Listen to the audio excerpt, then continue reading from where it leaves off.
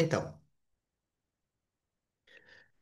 salve pessoal, tudo bem? Olha só, vamos dar início à nossa primeira aula de atualidades deste mês, né?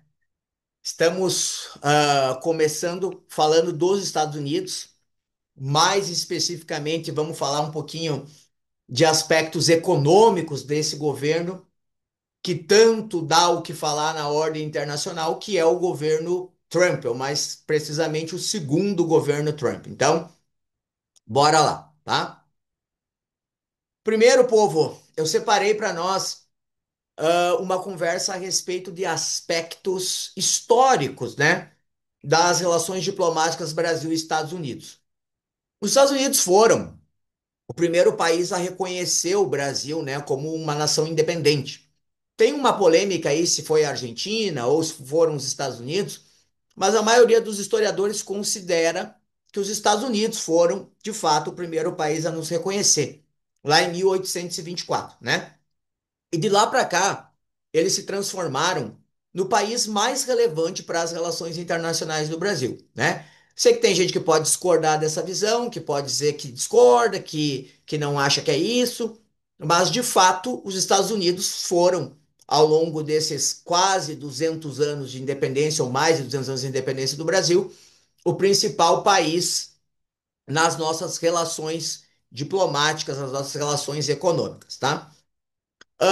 Não é de hoje, né, que eles têm tanto destaque. Para a gente ter uma ideia, lá em 1916, os americanos se transformaram no principal parceiro comercial do Brasil, né? Principal parceiro comercial, posto que eles mantiveram até 2008, quando foram ultrapassados pelos chineses. Para vocês terem uma ideia, nesse período aí, que começa lá na República Velha, lá em 1916, e vem até 2008, nós tivemos 2 ou 3 anos apenas que um outro país deixou de ser o principal mercado para as exportações de produtos brasileiros. Esse país foi a Alemanha, no período que antecedeu a Segunda Guerra Mundial, naquele contexto de flerte com o governo Vargas, houve um incremento das relações comerciais entre Brasil e Alemanha, e por um curto espaço os alemães chegaram a superar os americanos nesse elemento, né? Nessa característica de ser o principal parceiro comercial. Mas ao longo aí de, repito, de 1919 até 2008, foram os Estados Unidos os nossos grandes parceiros. Em 2008, eles foram superados pelos chineses, né? E isso aí é um assunto para a gente conversar mais para frente, o que, que mudou aí quando os chineses viram os nossos principais parceiros comerciais. Também a gente tem que destacar um período que é um período de entre 1902 e 1912, que é o período do Barão de Rio Branco como ministro das Relações Exteriores, como chanceler do Brasil, né? O Barão de Rio Branco é uma figura icônica na diplomacia, na geopolítica brasileira. O Barão do Rio Branco ele está vinculado à definição, à demarcação das fronteiras do nosso país e, em grande parte, isso contou com o apoio dos Estados Unidos. O Barão do Rio Branco ele tinha uma relação muito pragmática com os Estados Unidos e soube articular com os Estados Unidos em prol dos interesses brasileiros. Então, é sempre visto esse período como um período de inflexão em que o Brasil, de fato, transformou os Estados Unidos no seu principal parceiro político já, né? Antes mesmo deles serem os nossos principais parceiros econômicos. Aí a gente tem períodos assim interessantes também na República Velha, como o fato de que a nossa organização, enquanto Estado republicano, foi inspirada nos Estados Unidos, né? Até 1967, nós nos chamávamos Estados Unidos do Brasil. Nós não nos chamávamos República Federativa do Brasil, mas sim Estados Unidos do Brasil.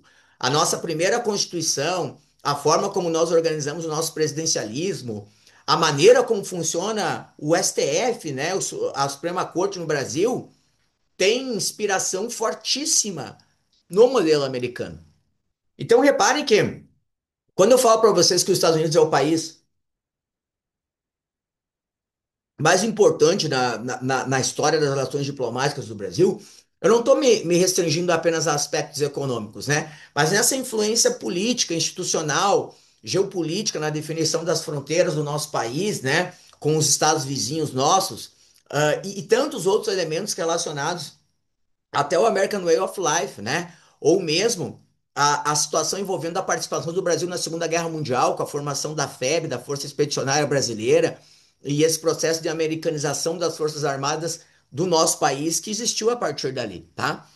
Então veja que, desde o fato de ser o primeiro país a nos reconhecer diplomaticamente, passando pela inspiração no nosso modelo político institucional, que inicia com a Constituição de 1891, esse modelo federativo, com o presidencialismo, com essa questão da forma como o nosso STF se organiza, passando pela Segunda Guerra Mundial, a era Vargas, a questão relevantíssima da siderúrgica nacional de Volta Redonda, o fato de ser o nosso principal mercado de café, enfim, não faltam elementos na história brasileira que conectam nosso país com os Estados Unidos, tá? Então a ideia era que a gente falasse um pouquinho sobre isso nesses primeiros minutos.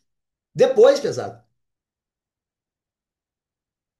a gente sai desse preâmbulo, dessa introdução, e começa a falar do governo Trump propriamente dito, né?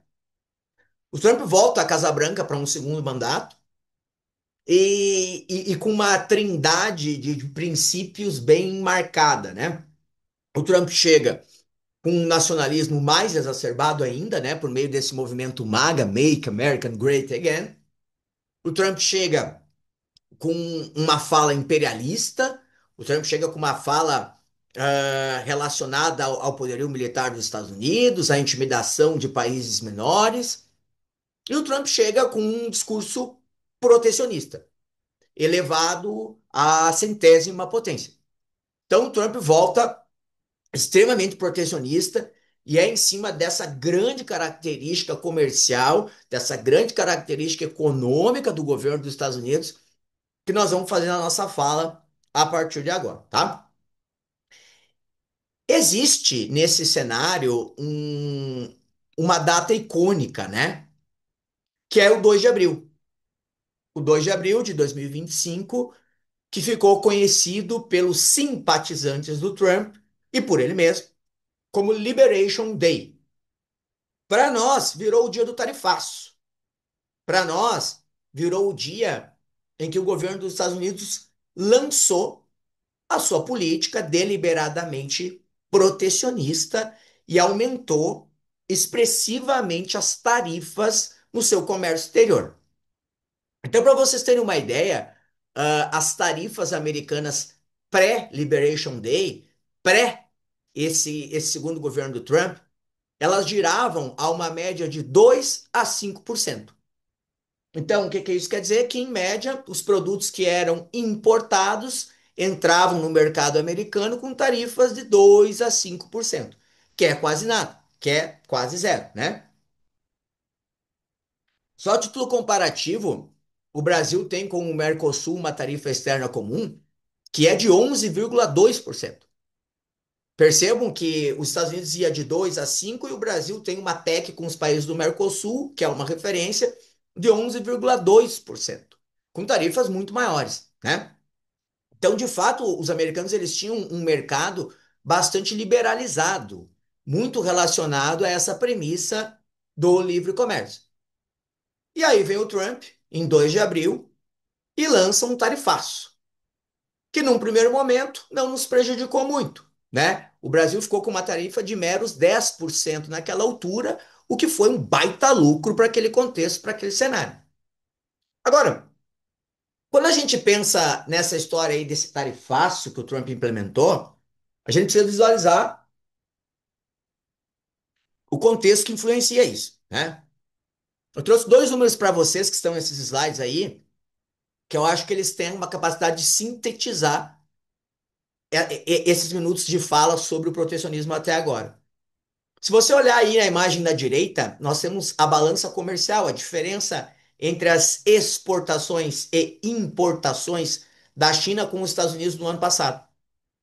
Percebam que a China exportou quase 440 bi e importou 144 bi.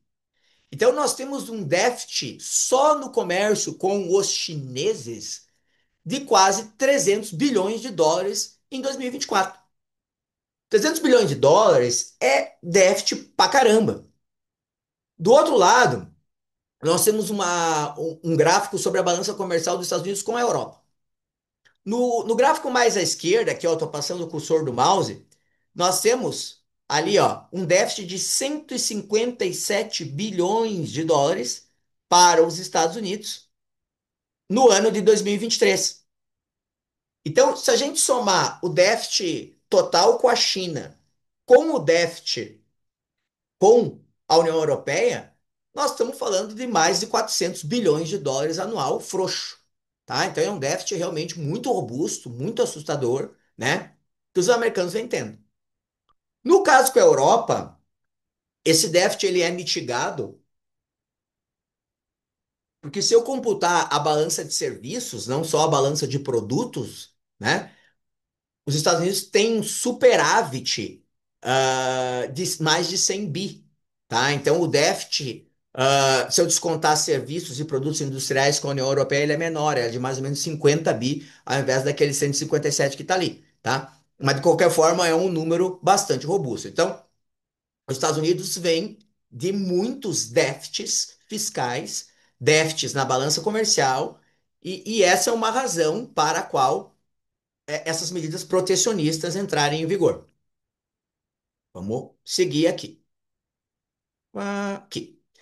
Bom, gurizada, esse protecionismo, dá para dizer que ele tem aspectos positivos, assim, né? Quando a gente estuda aí na teoria econômica o protecionismo, sempre lembrando que esse protecionismo ele pode ser tarifário, que é o que a gente tem visto aí com o Trump, né? Com tarifas ad valorem, como a gente chama, que são percentuais em cima das compras. Ou ele pode ser um protecionismo sanitário, ligado a normas de saúde pública, por exemplo, né? Então, nós vamos focar aqui nesse protecionismo tarifário porque ele é o mais importante para nós, tá? Então, por que que eu tenho um protecionismo tarifário?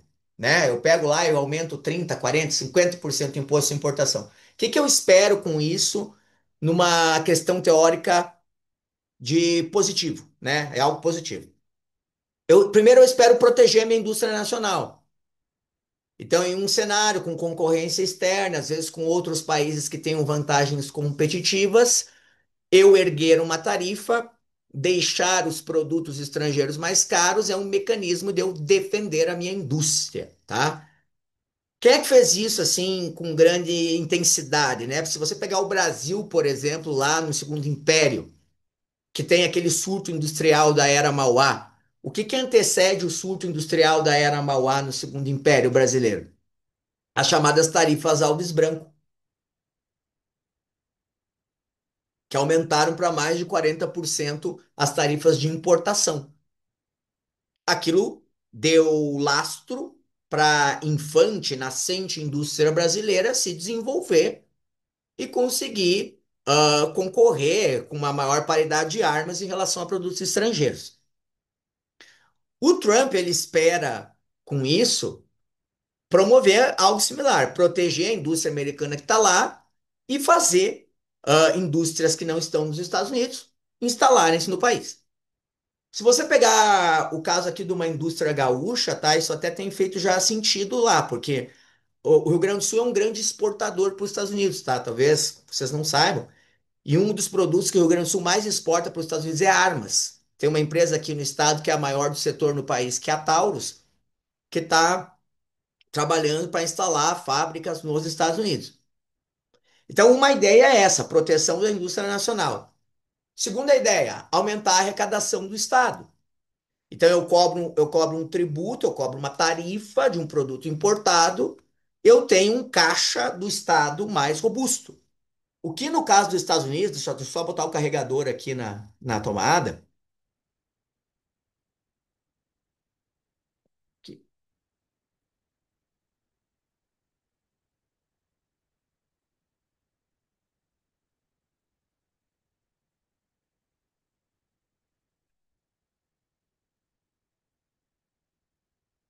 O que no caso dos Estados Unidos, gurizada, é uma grande vantagem, tá? Os Estados Unidos hoje eles têm um déficit fiscal muito grande, tá? Muito grande. E se espera com isso uma maior arrecadação com esses impostos de importação. Depois, se der tempo, nós vamos falar mais desse déficit fiscal que os americanos têm. Gastar mais do que arrecadar. E por fim, mas não menos importante, se eu subo os meus impostos de importação, os meus tributos de importação, as minhas tarifas de importação, eu tenho um elemento de barganha internacional para negociar com outros países.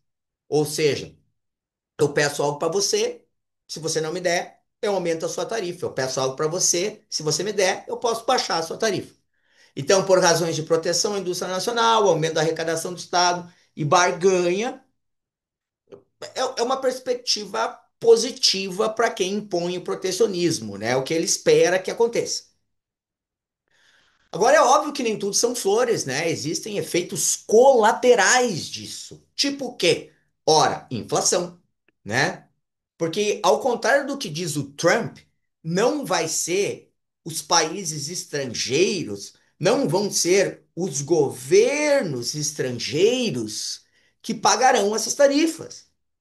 Quem paga essas tarifas? O próprio consumidor americano. Então, se eu tenho produtos importados mais caros, muitos dos quais imprescindíveis para o meu país, para a minha população, o que que vai acontecer? Vai ter inflação. E se aumenta a inflação, o dinheiro perde valor. Se tem inflação, o Banco Central tem que subir a taxa de juros, torna mais difícil empréstimos, torna mais difícil a abertura de novas empresas, financiamento para novos negócios. E isso pode ter um efeito nefasto para a economia. Então, protecionismo, tarifa maior, é invariavelmente sinônimo de inflação e, consequentemente, as taxas básicas de juros dos países acabam aumentando para controlar essa inflação. Outra coisa, eu posso ter distorções na economia, né? Isso aqui o Brasil entende como poucos, né? Como assim distorções na economia? Quando eu ergo tarifas que chegam às vezes a inviabilizar a importação de produtos, eu beneficio empresas nacionais, beleza. Só que, e se essas empresas nacionais forem ineficientes? Se os produtos que elas gerarem não forem bons, o que que vai acontecer? Uma estagnação tecnológica, a minha população vai ter produtos caros e ruins, muito como era o Brasil, por exemplo, antes da abertura econômica dos anos 90. Então, eu posso ter distorções econômicas nesse sentido. Eu posso ter retaliações comerciais, né? Porque os países que eu aumentar as tarifas, eles vão reagir. E esses países podem buscar novos parceiros, novas rotas comerciais e, com o tempo, me abandonarem, fazer com que eu deixe de ser uma prioridade. Então, equacionar entre o que é um impacto potencialmente positivo e o que é um impacto potencialmente negativo é algo com que os americanos estão tendo que lidar agora, que o governo Trump está tendo que lidar agora. E aí, gurizada, e o Brasil nisso tudo, tá? E o Brasil nisso tudo. Olha só, o Brasil, ele, em termos econômicos, comerciais, como vocês sabem bem, não tem sentido que o governo americano nos coloque uma taxa de 50%, que foi a taxa imposta a gente há algumas semanas. Se você pegar esse gráfico que eu trouxe, você vai ver que do início dele, que é 2008 até 2020, só tem 2 anos que o Brasil teve superávit no comércio com os Estados Unidos. Por exemplo, aqui, ó, em 2008, que é o último ano que eles foram o nosso maior parceiro, nós tivemos um superávit de quase 2 bi. Aí, se você olhar, chega em 2017. Superávit para nós de quase 2 bi. Então, se você pegar esse recorte aí de 2008 a 2020, você vai ver que o superávit foi pró-Estados Unidos. Inclusive não está aí, mas o ano de 2024, também conhecido como o ano passado, esse superávit foi de mais de 10 bilhões de dólares pró-Estados Unidos. Então, você falar em aumento de tarifas significativos no comércio com a China ou no comércio com a União Europeia, vá lá, né? Porque são países com os quais os Estados Unidos têm centenas de bilhões de dólares de déficit. Agora, e o Brasil? O Brasil, dentro do ponto de vista econômico, da racionalidade econômica, não tem sentido essa tarifa toda, né? E se a gente for olhar assim, o que que o Brasil vende para os Estados Unidos, a gente pode ver que é uma pauta bem diversificada. são muitos produtos, tá? Tem produto agrícola, né? Pô, tem ali café, ó. Café ali é o nosso item quarto da lista, quase 5% das nossas exportações para os Estados Unidos são de café. Aí você tem carnes lá em décimo lugar, né? Você tá vendo ali, ó, o último item da nossa tabela é carnes. Beleza. Agora, repare no seguinte, ó. Nós temos produtos industrializados importantes. Temos produtos da indústria de transformação importantes. Nem tudo é agro que vai para os Estados Unidos. É diferente da China, né? Na China a gente tem aí três produtos que concentram mais de 70% da nossa exportação para a China. Aqui o produto que tem mais tem 14, que é o petróleo bruto. E aí lembrem sempre que o Brasil é uma potência produtora de petróleo. O Brasil é top 10 no mundo na produção de petróleo. A gente vinha andar de roupinha de shake aqui, a gente podia ser da OPEP, a gente podia ter uma vida muito mais vinculada a essa ideia do petróleo que nós temos, que o petróleo é um dos carros-chefes da nossa pauta de exportação. O Brasil produz 4 milhões de barris de petróleo por dia, coisa absurda, né? Então o Brasil exporta muito petróleo bruto para os Estados Unidos. Eles têm a maior produção global, no entanto, eles consomem muito petróleo e acabam importando petróleo de vários lugares, e um dos lugares é nosso aqui.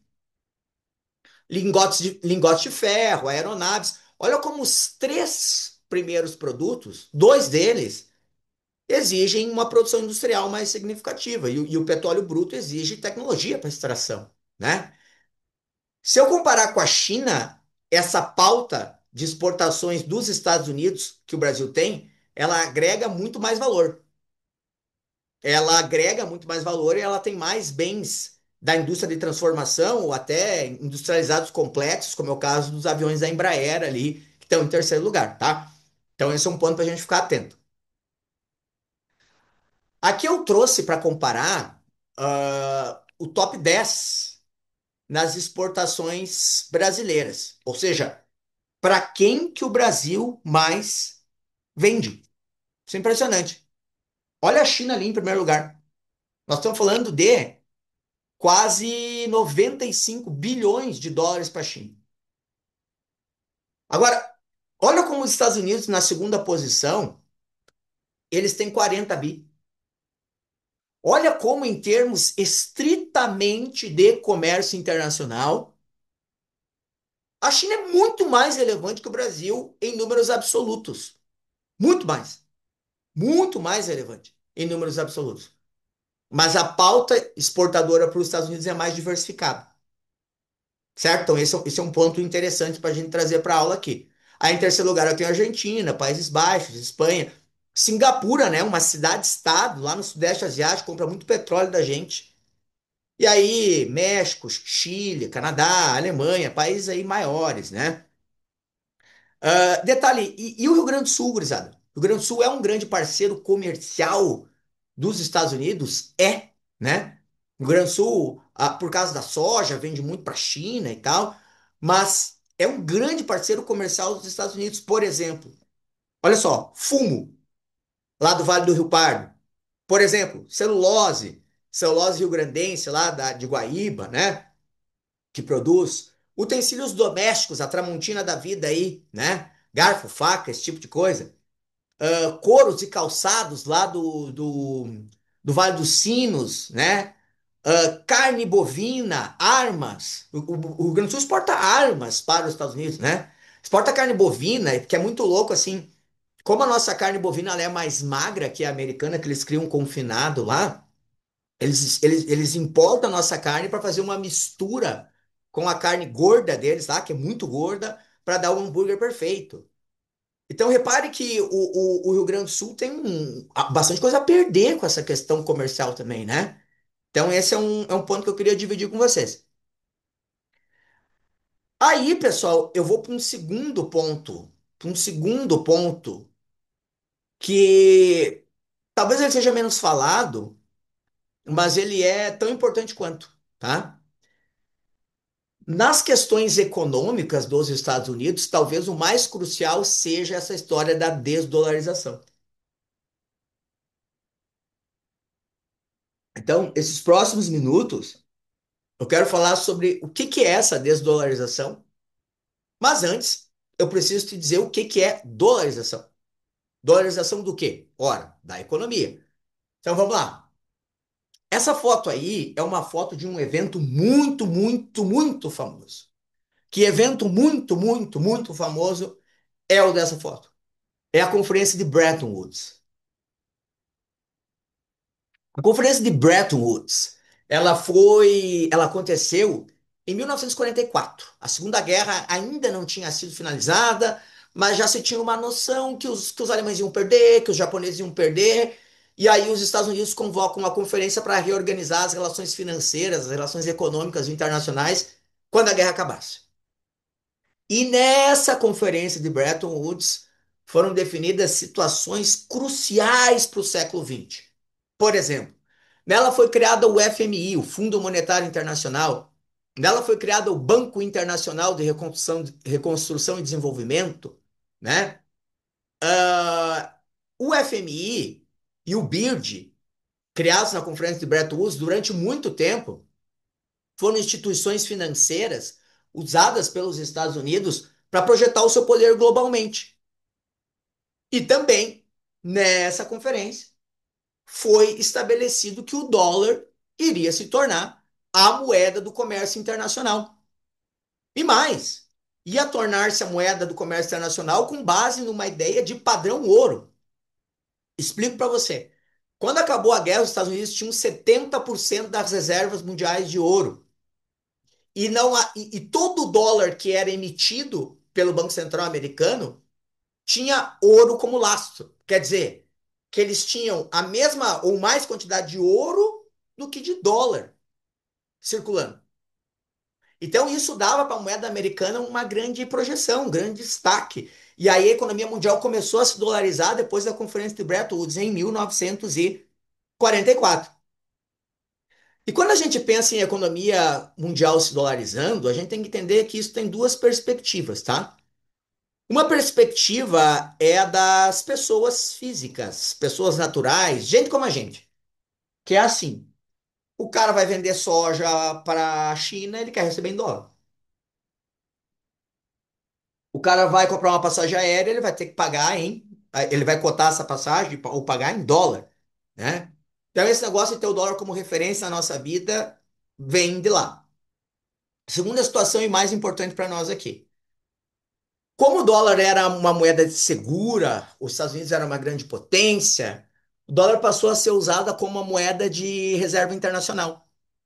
Então, se vocês olharem aí, vocês têm uma lista com os 10 países com as maiores reservas internacionais.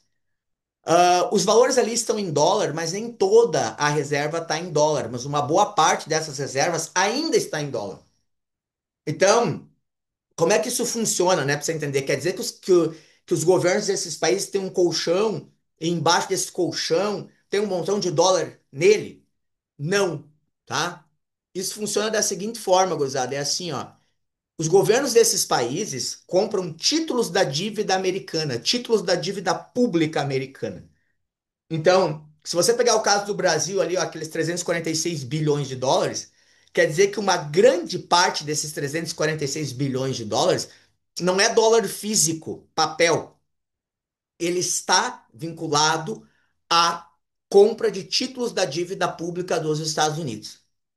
E esse ponto é crucial e faz com que o Trump tenha medo do negócio da desdolarização.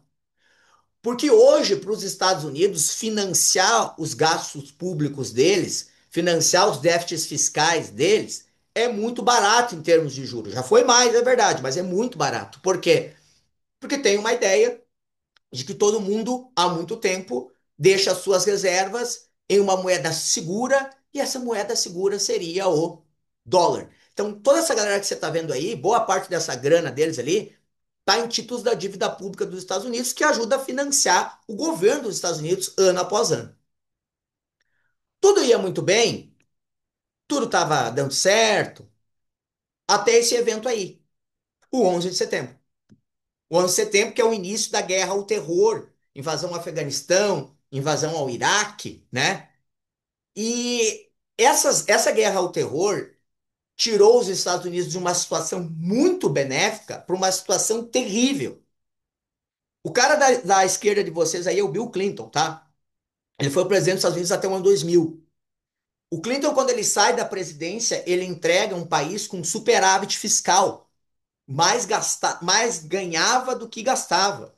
A discussão quando o Clinton deixa o governo americano era como é que os Estados Unidos ia baixar impostos. Se era para os mais pobres, para os mais ricos, para as empresas, né? Porque os Estados Unidos vivia uma bonança. As contas no azul, uma maravilha. Aí veio o 11 de setembro, veio a guerra ao terror, veio o governo de George W. Bush, o cara da direita de vocês aí, e os Estados Unidos começam a gastar, gastar, gastar, gastar, gastar, gastar. E usam uma estratégia chamada quantitative easing. O que é isso, falando em português normal aqui, né? O Banco Central dos Estados Unidos começou a emitir muito dólar. Emissão de dólar para estimular a economia. E essas emissões de dólares, obviamente, jogaram mais dólares no mercado e levaram ao início de uma desvalorização, de um enfraquecimento do dólar. Mais ou menos nessa época de 2001, em 2002, né, 2001, Guerra ao Terror, em 2002, a União Europeia lançou o euro, né? O Tratado de Maastricht é de 1992 e em 2002 a União Europeia, o euro começa a circular.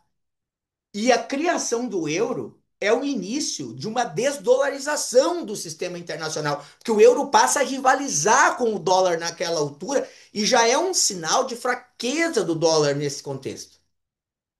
Claro que como o euro não é essas maravilhas todas, né? Ele não conseguiu suplantar o dólar, mas o maior movimento de desdolarização até hoje feito foi o do euro, né? Mas o ponto para mim aqui, para finalizar, é essa história de desdolarização e ligar os BRICS, né? Os BRICS que deve ser o assunto do nosso próximo encontro. Aqui nós vamos comentar um aspecto sobre os BRICS, é o seguinte: os BRICS, eles tentam, especialmente via China e Rússia, criar canais para que no comércio entre eles não se use o dólar como moeda, se use as moedas nacionais com a intermediação do Banco Central de cada país para fazer essa transição, né? Então, e isso tem um papel decisivo nas tarifas de 50% que o Brasil sofreu dos Estados Unidos. Por quê? Porque em julho deste ano, 6 e 7 de julho deste ano, teve a cúpula do BRICS no Rio de Janeiro. E nessa cúpula do BRICS do Rio de Janeiro, o presidente Lula, no sábado, no dia 6, ele fez falas muito fortes em relação ao governo Trump e fez falas fortes sobre a desdolarização. Fez falas fortes no sentido de que os países do BRICS deveriam buscar meios comuns de transacionar sem passar pelo uso da moeda americana. O que, se você pegar os BRICS fazendo um comércio sem dólar, o que eu acho inviável, mas a ideia está aí, isso seria um golpe mortal na influência geopolítica dos Estados Unidos. Mortal. Então, no sábado, o presidente Lula falou essa declaração sobre desdolarização. Na quarta-feira, o Brasil recebeu uma cartinha, não de amor, mas recebeu uma cartinha informando que as nossas tarifas tinham passado de 10 para 50%. Então, o grande ponto aí que envolve essas figuras, vamos colocar dessa forma aqui, deixa eu só trazer aqui, é o seguinte, é o seguinte,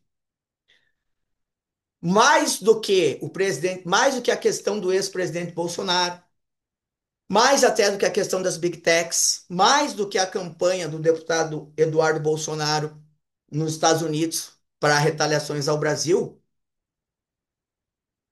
a grande questão é essa história da desdolarização. Porque se o BRICS conseguir implementar canais mais específicos de desdolarização, muitas das transações entre eles não passam mais pelo sistema financeiro americano. Wall Street, que é o mercado financeiro lá, vai perder protagonismo. Provavelmente as compras de títulos da dívida dos Estados Unidos, e o maior comprador é a China e a Arábia Saudita, por exemplo, né? Eram, pelo menos. Serão menos feitas essas compras. O governo americano, para atrair financiamento, vai precisar aumentar a taxa de juro que ele paga nesses títulos. E aí a crise econômica dele exacerba. Difícil de dizer esse negócio com o aparelho aqui, tá? Gurizada, por hoje é isso, tá? Essa aula vai ficar gravada, vai ficar lá no meu canal no YouTube. Obrigado pela presença de todos vocês. Um grande beijo no coração de vocês. Espero que tenha sido útil e até a próxima.